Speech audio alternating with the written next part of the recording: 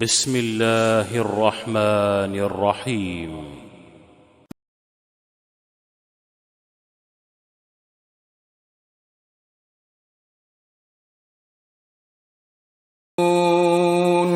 والقلم وما يسطرون ما أنت بنعمة ربك بمجنون وإن لك لأجرا غير ممنون وإنك لعلى خلق عظيم فستبصر ويبصرون بأيكم المفتون إن ربك هو أعلم بمن ضل عن سبيله وهو أعلم بالمهتدين فلا تطع المكذبين ودوا لو تدهن فيدهنون ولا تطع كل حلاف مهين هماز مشاء بنميم مناع للخير معتد أثيم عتل بعد ذلك زنيم أن كان ذا مال وبنين إذا تتلى عليه آياتنا قال أساطير الأولين سنسمه على الخرطوم إنا بلوناهم كما بلونا أصحاب الجنة إذ أقسموا ليصرمنها مصبحين ولا يستثنون فطاف عليها طائف من ربك وهم نائمون فأصبحت كالصريم فتنادوا مصبحين أن اغدوا على حرثكم إن كنتم صارمين فانطلقوا وهم يتخافتون ألا يدخلنها اليوم عليكم مسكين وغدوا على حرد قادرين فلما رأوها قالوا إنا لضالون بل نحن محرومون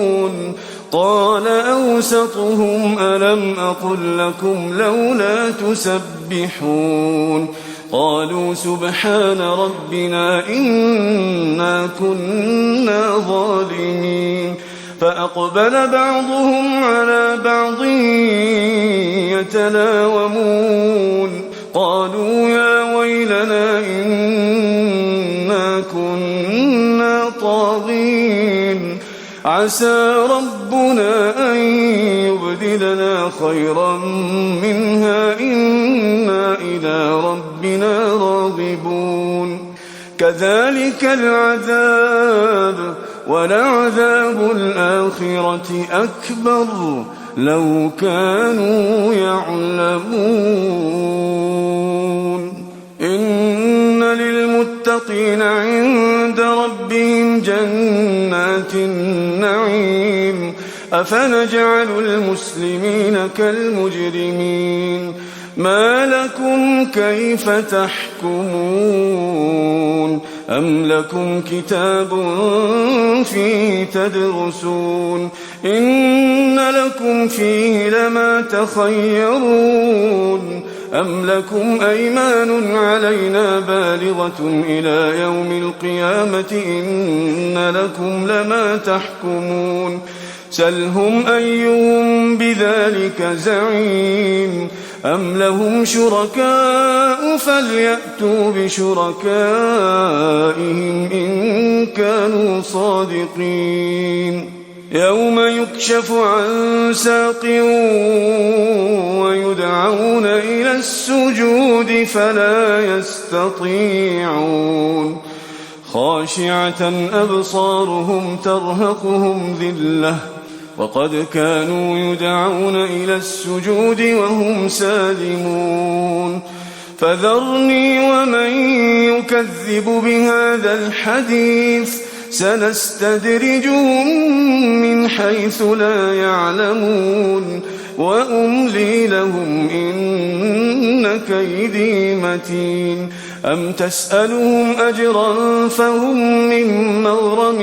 مثقلون أم عندهم الغيب فهم يكتبون فاصبر لحكم ربك ولا تكن كصاحب الحوت إذ نادى وهو مكظوم لولا أن تداركه نعمة من ربه لنبذ بالعراء وهو مذموم فاجتباه ربه فجعله من الصالحين وإن يكاد الذين كفروا ليزلقونك بأبصارهم لما سمعوا الذكر ويقولون إنه لمجنون وما هو إلا ذكر للعالمين.